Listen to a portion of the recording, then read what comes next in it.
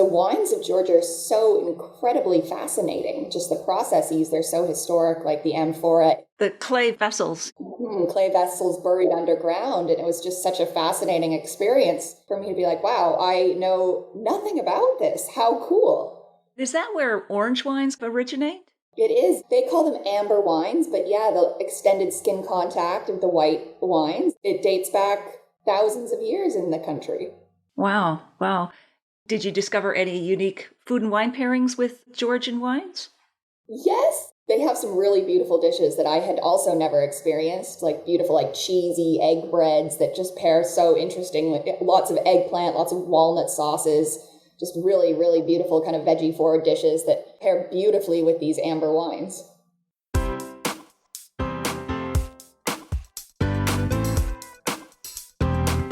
Do you have a thirst to learn about wine?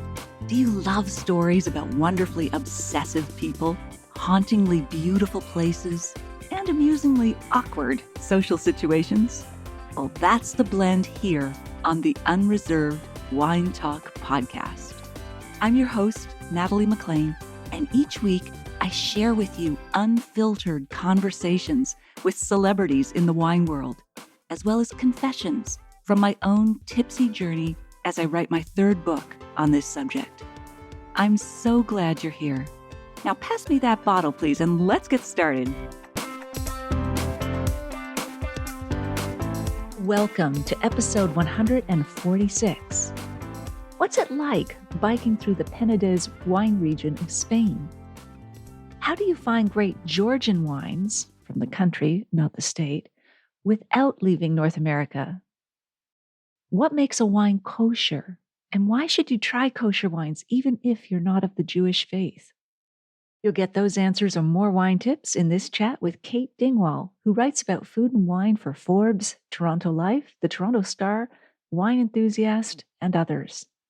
The interview portion today is a bit shorter than usual, so I'm including some bonus content on kosher wines at the end of this episode.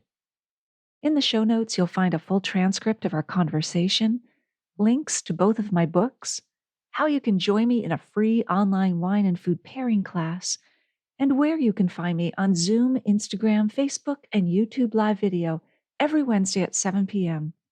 That's all in the show notes at nataliemclean.com/146.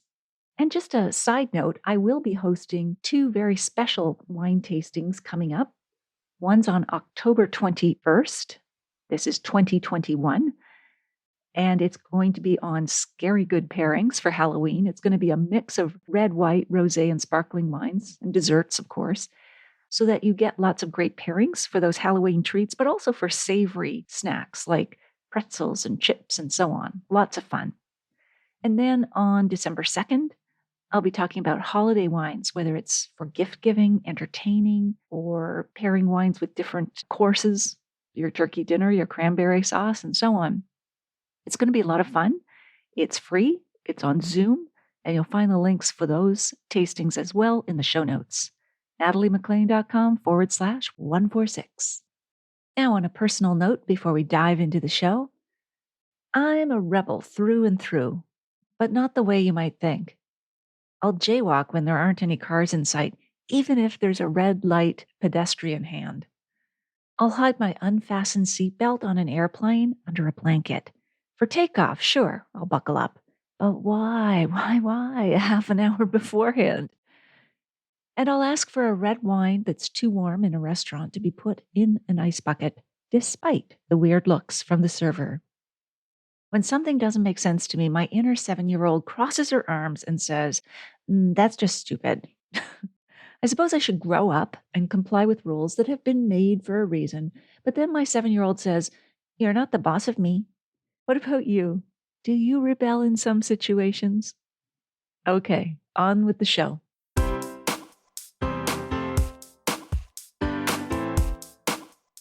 Kate Dingwall writes about sustainability and trends in the food and drink world, and she contributes to Forbes.com, Toronto Life, Toronto Star, The Wine Enthusiast, and a lot of other magazines and websites. She's also a sommelier at one of Canada's top restaurants in Toronto, Dreyfus. She completed her Master's of Brand Management at the Savannah College of Art and Design, focused on the innovation in the American wine industry. And she did spend years in New York City consulting as a brand development consultant for some of the biggest powerhouse companies in the beverage and hospitality industries. And she joins us here now from her home in Toronto. Hello, Kate. Hi, Natalie. It's an absolute pleasure to be here. I'm so excited. It's going to be such a great conversation. So let's kick things off, Kate, with some stories from your own career. And I mentioned it at the top, but I'd love to hear about that biking trip you did through the Penedes region of Spain. Yes, this was probably summer of 2019. I had a really exciting opportunity to write a story out of the region. And they asked, do I want to drive around or do I want to bike around? And I decided, you know what, let's get fit. Let's push myself a little bit. And I spent an entire week biking from location to location. I had my suitcase on the back of the bike. It was an absolute adventure. I'm not particularly fit. I run a little bit, but this was definitely out of my comfort zone. Wow. Yeah, it was a big feat. And I did spend a lot of time doing nice pit stops at Cava producers along the way. Oh, how lovely. How long in total was your trip? Like, how many miles did you bike? I think somewhere around 166. Oh my gosh. Oh, wow.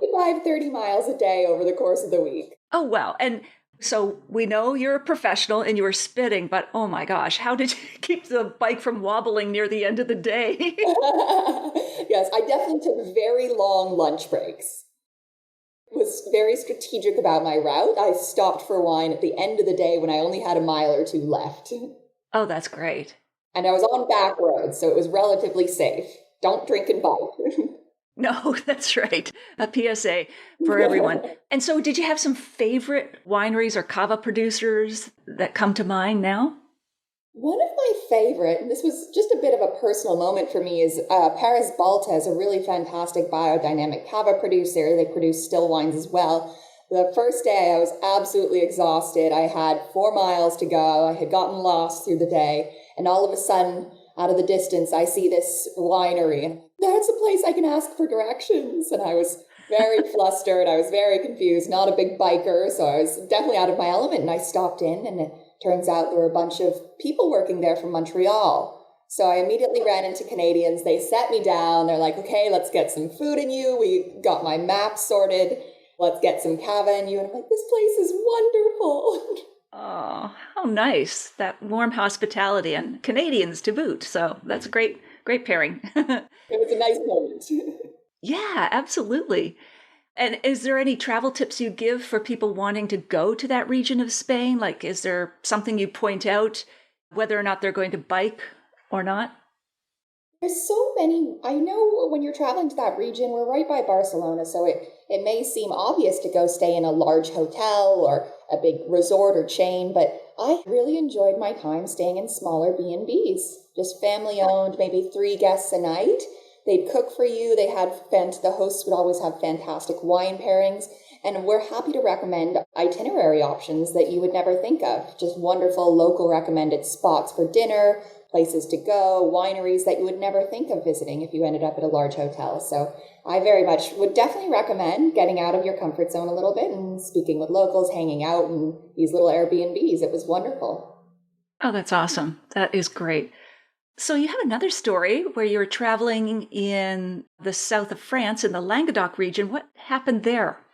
Yeah, this was one of my first wine trips many years back, and I was very excited. I was doing lots of studying so I could kind of come in and get very nerdy about the region and the different terroirs and really learn. But I got there and my friend who was touring me around was like, let's just drink wine. We'll go to the beach, we'll drink wine. I'm like, okay, what about, I was very flustered. I'm like, okay, I want to learn. And she's like, the best way to learn is just enjoy the wine, enjoy the region, and that's how you're going to learn. And it kind of gave me a moment to remember that wine doesn't need to be overly thought out.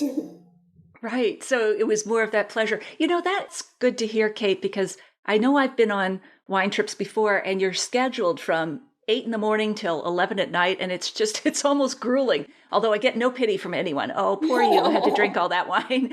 But that's nice that you were able to kind of marry that with some living, how a normal person would visit the region, go to the beach, enjoy the wine, and so on. Mhm. Did that help you with writing the article? Like, did it give you a more holistic kind of approach? Absolutely. I had enjoyed myself so much that I really had nothing but glowing things to say about the region and the producers there. Yeah. And did you have some favorite producers there? I was primarily working with one Girard Bertrand, so a major kind of Languedoc producer there. So I focused on just what they're producing, but Right. I'm very excited. Yeah, they're a great producer. Yeah. Great producer. Excellent. Yeah, really lovely Yeah. family. And they have different spots and vineyards. It's not just one winery, one spot. They have a number of different vineyards throughout the south of France, right? Which was a great introductory learning experience for me coming to that region for the first time and being able to kind of understand all the different spots that he has. So I'm very excited to get back and kind of explore more one day when travel reopens. Let's hope. Yes, absolutely. Now, you have a friend who helped spark or renew your interest in Georgian wines. That is, the wines from the country of Georgia, not the state. Tell us about that one. Yes, I actually went to school in the state of Georgia, which is always very funny, but so help me, I would never drink wine made there. Okay. Duly warned. Yes, Georgian wine. Oh boy. But one of my close childhood friends, also in the wine sphere, spent several years working in the Republic of Georgia, which is one of the most historic wine regions in the world, and something was never really on my radar till he came back and just regaled me with all these very interesting stories about the region. He spent time working at one of the major well-known producers there, quite a small family operation, but just the wines of Georgia are so incredibly fascinating. Just the processes, they're so historic, like the amphora, the clay vessels, yeah. Clay vessels buried underground. And it was just such a fascinating experience for me to be like, wow, I know nothing about this. How cool. Wow. And is that where orange wines kind of originate? It is, yeah. They call them amber wines, but yeah, the extended skin contact of the white wines, it dates back thousands of years in the country. Wow. Wow. Did you discover any unique food and wine pairings with Georgian wines? Yes, I'd say they have some really beautiful dishes that I had also never experienced, like beautiful, like cheesy egg breads that just pair so interesting with lots of eggplant, lots of walnut sauces, just really, really beautiful kind of veggie forward dishes that pair beautifully with these amber wines. That sounds good. And back here in North America, are there any particular Georgian wineries that you'd recommend that might be available to us here? I have seen a few producers popping around. They're less common these days. If you can find Pheasants Tears, that's where my friend worked, and a really fantastic kind of natural process, family run. You'll see one or two pop up these days at major stores, but if you can get them, go for it. It's a really interesting experience. Yeah, absolutely. They've kind of made the whole skin fermented orange wine trendy. I mean, for North American wineries to make that style as well. It's just, I don't know what started it. Like, why now? Did you ever get any sense of why this has come back again after 8,000 years? Yeah, I think it's kind of tied into the natural wine movement that popped up by maybe 15 years ago. It really started moving through to the mainstream and amber wine and extended skin contact wine is really tied to that, really showcasing the grapes in new ways and in the ways they were historically showcased in things like amber wines, as it's kind of coming back around these very beautiful traditional processes. Right. What's old is new. So let's talk more about you specifically, Kate. Can you remember the moment when you decided you wanted to write about food and drink? Yeah, I almost fell into it. During my undergrad and my master's, I always worked in restaurants and bars as bartending, and serving wine was a huge portion of that. And it was something that at that moment was to pay the bills. It's what got me, it paid for my housing, it paid for my tuition, etc. And after graduating, I started working at a fashion magazine. At first as an intern, formally, and then I moved into an editorial role, and I still was just obsessed with wine and spirits. I loved it. And I was writing about fashion at the time, but my editor knew this. And she was very smart in which she started assigning me food and beverage content, and she could see how excited I was about it. And I still had that mentality that my wine and spirits career was just to pay my way through school. But as I started getting more of these articles, I was just fascinated. I started digging into it. I'm like, I just want to learn more. So as I kind of eventually left the magazine and went freelance, I started finding really cool stories and pitching them to wine and spirits publications, and it just took off from there. This was probably 6-7 years ago now, but I just continued to write really exciting stories, and it's still a bit odd to me that I never really made that decision to be a wine and spirits writer. It was just something I was so excited about that it took off and became its own career.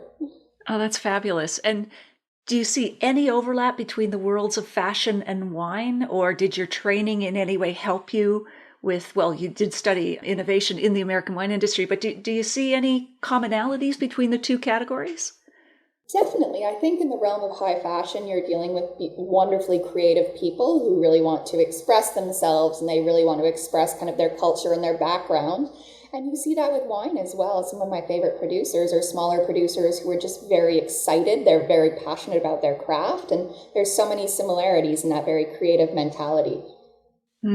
That's true. And I love when I've seen collaborations between some wine brands and designers. Like there was Dolce & Gabbana partnered with Donna Fugata in Sicily, southern Italy, and they just produce these beautiful labels, because I think labels themselves are little artworks sometimes, or often. Absolutely. And it's a way to express yourself and what the wine's about. It's a way to sell that to the customer and tell them a bit of a story if you don't have the opportunity to do so in person. Yeah, absolutely.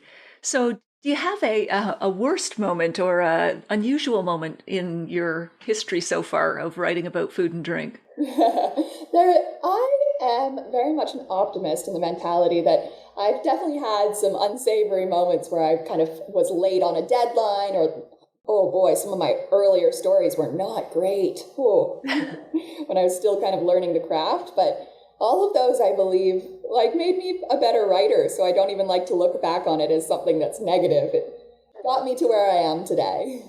Yeah, I like to call them my favorite failures. Yeah, That actually, exactly. yeah, it's only by doing that you learn. But when you do at the beginning, yeah, you're prone to making a lot of mistakes. So, Especially in the freelance realm where I'm pitching stories to editors. So right when I first started my career, I'd be emailing Wine Enthusiast or Bon Appetit with just the silliest ideas that I was really excited about. But I'm like, oh, that's, looking back on it, I'm like, who would ever write about that? That's a terrible idea.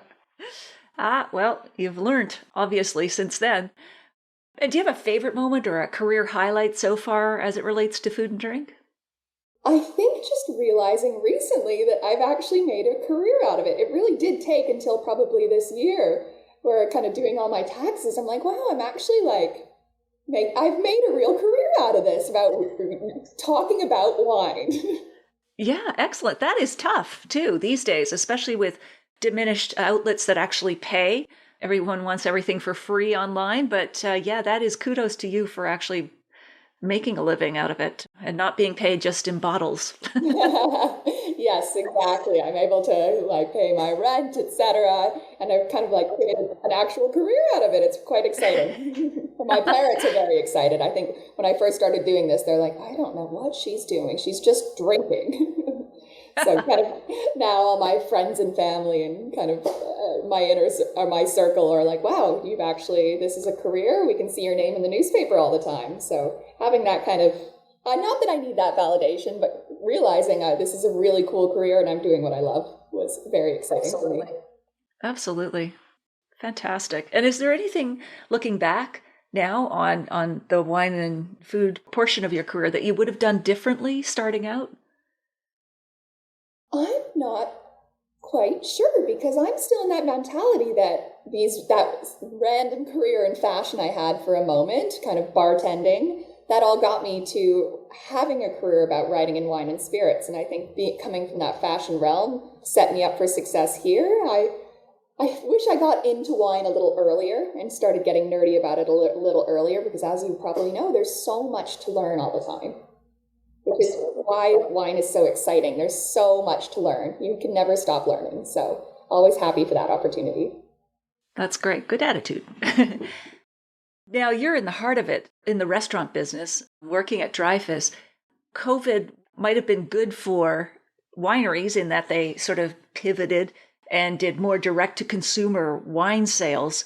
But tell us about the impact for restaurants. What happened there? I mean, I know the economic impact was severe when they had to be closed down, but what's happened since, especially as it impacts restaurant wine lists? We've definitely, and I can speak to this reporting, I've reported this at Forbes as well. We've seen a big shift in consumer education over the pandemic because restaurants weren't open. Guests didn't have that sommelier connection to help them pick their wines for them. So we saw customers and guests and wine drinkers going out of their way to learn more. They had to be their own sommeliers over the pandemic. So people really, they started researching regions. They started researching producers they like. They started looking into why they like that wine. Was it, if it's a Grenache, why do they like that heavier body? Or do they like a medium body? What's similar? So we saw this huge jump in kind of education. I've seen it among friends as well. Friends who weren't really interested in wine before, all of a sudden kind of reaching out and asking me for advice. What should they try? Or saying, hey, I've tried this really cool pet nat or skin contact thing. What is it? How do I try more? So we've had this really interesting kind of jump in education among kind of the entry-level wine drinker and above entry level as well, which is really interesting coming back into the world reopening. We're seeing people all of a sudden know what like a trousseau is or a bastarda is and how that connection is. They know what they like to drink. They are very excited to learn more about that, which as someone who recommends wine, it's very exciting for me to be able to have these fun educational conversations. Absolutely. I've seen that same jump in my online wine and food pairing courses. I mean, just, well, people had to take online courses if they wanted to take any courses at all, but there's a real thirst for knowledge.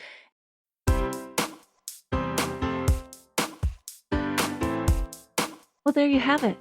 I hope you enjoyed our chat with Kate Dingwall. Here are my top takeaways.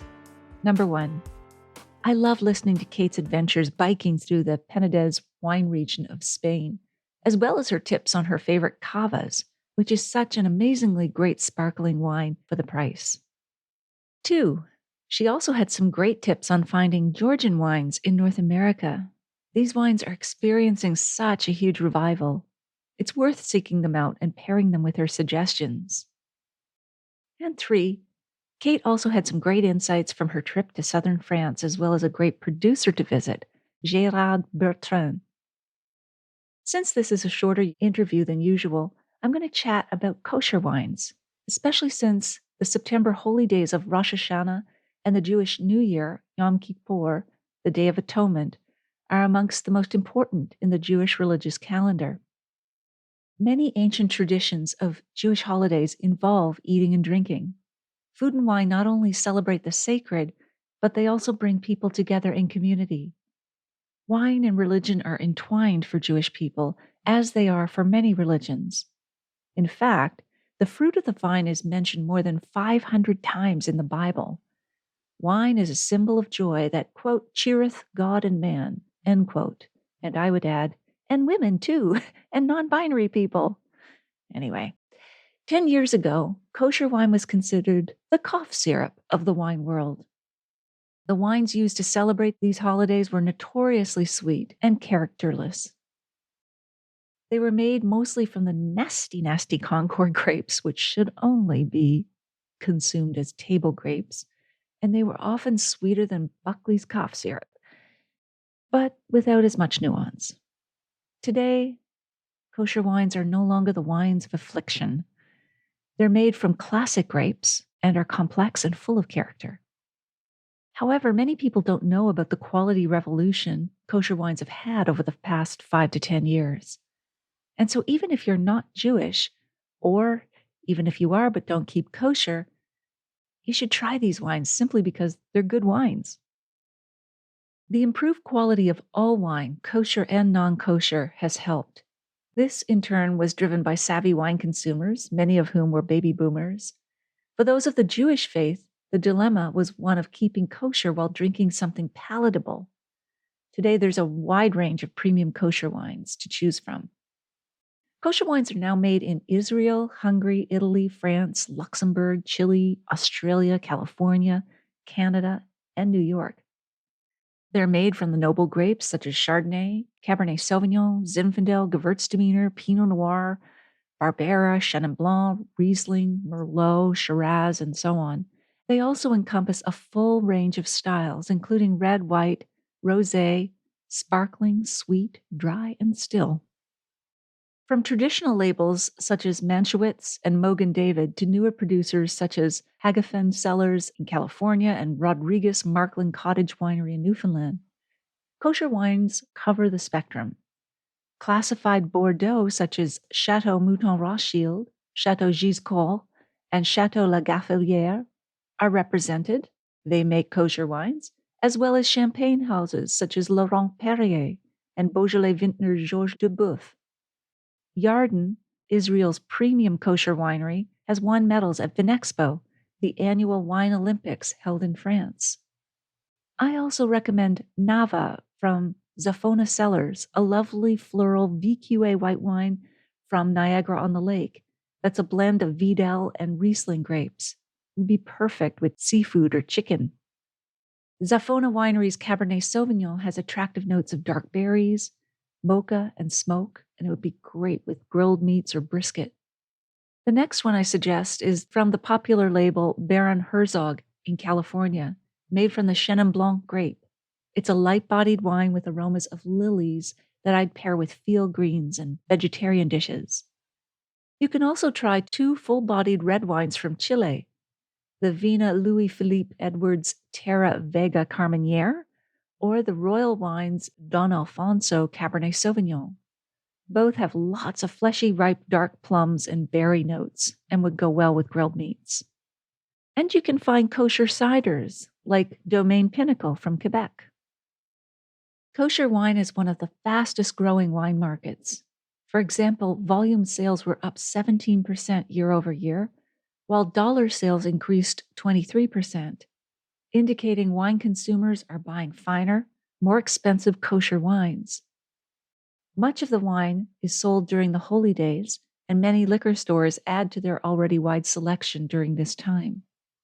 While no one has tracked the demographics of those purchasing kosher wines, several producers claim that 40 to 50% of their buyers are not Jewish. In addition to the quality of the wine, these buyers are attracted to the kosher preparation that stands for purity. Many kosher producers also avoid pesticides and other chemicals. In fact, kosher wines seem to be on the same fashionable trajectory growth as organic wines, also popular for their purity. Kosher, from the Hebrew meaning good, fit, or proper, is based on biblical dietary laws, or the kashrut, that define which foods are permitted. Food falls into one of 3 categories. Number 1, naturally kosher, such as fruit and vegetables. 2, naturally not kosher but can be certified as such, with approved processing under rabbinical supervision, such as wine. And 3, naturally not kosher and cannot be made so, such as pork. Food and drink that is kosher certified usually bears the package symbol of a circle with a U, which stands for the Union of Orthodox Jewish Congregations, or a K, Organized Kashrut Laboratories. There could also be a symbol of Kor, C-O-R, in a circle plus a P, which means it's kosher for Passover. These rules have been followed for centuries to maintain separate religious and social identity. They have nothing to do with monitoring non-religious quality aspects of winemaking, such as the grapes that are chosen, yields, fermentation, or aging. In fact, kosher wine is made like other fine wine, except that no leavens, wheat, or animal products may be used. For example, gelatin or egg whites are used to filter non-kosher wines of their suspended particles before bottling. For kosher wine, non-animal filters, such as clay bentonite or kosher fish gelatin, are substituted. Instead of commercial yeasts that may come from risen grain, kosher vintners use either wild yeast or specifically produced kosher yeast.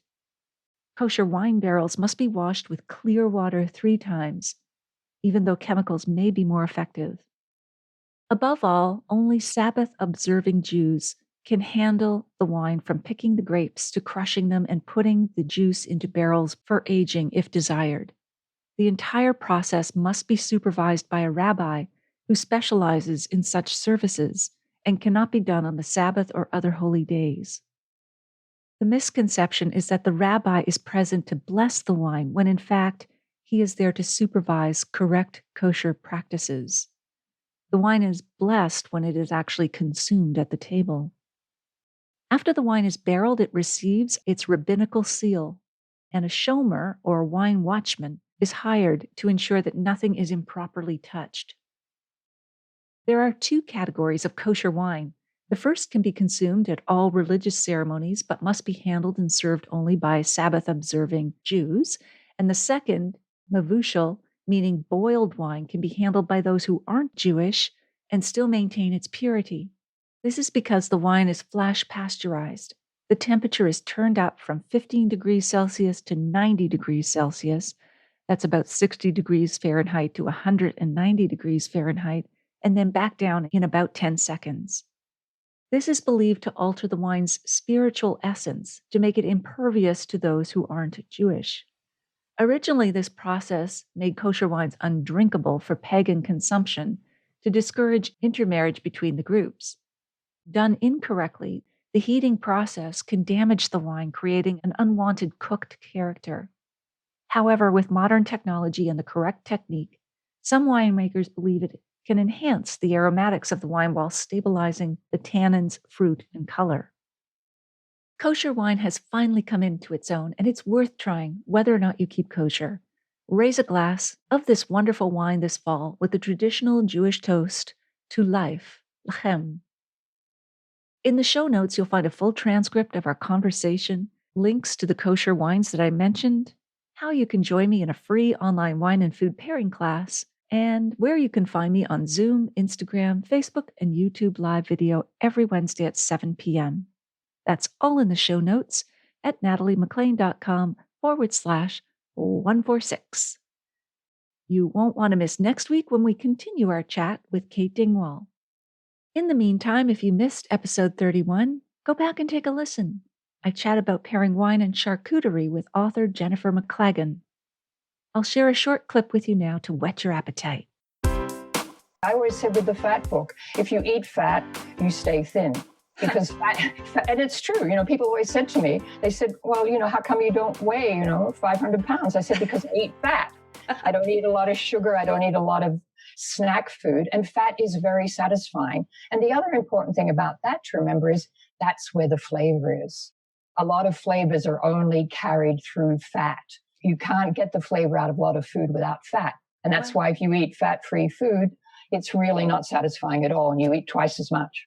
Right. Sounds like the alcohol in wine. It's the carrier of flavor. Yeah, exactly. People try to make de-alcoholized wines and it's like, ugh. Well, exactly. There is no, and it's not that thing. I mean, you don't probably want a super high alcoholic wine, but alcohol, fat, they carry the flavor. They add to the whole deliciousness of the product.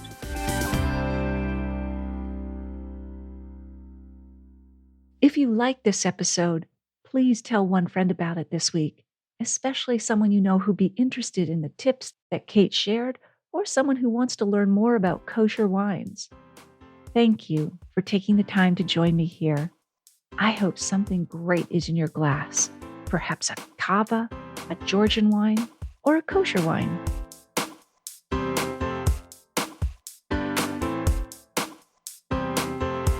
You don't want to miss one juicy episode of this podcast, especially the secret, full-bodied bonus episodes that I don't announce on social media. So subscribe for free now at nataliemaclean.com/subscribe. Meet me here next week. Cheers.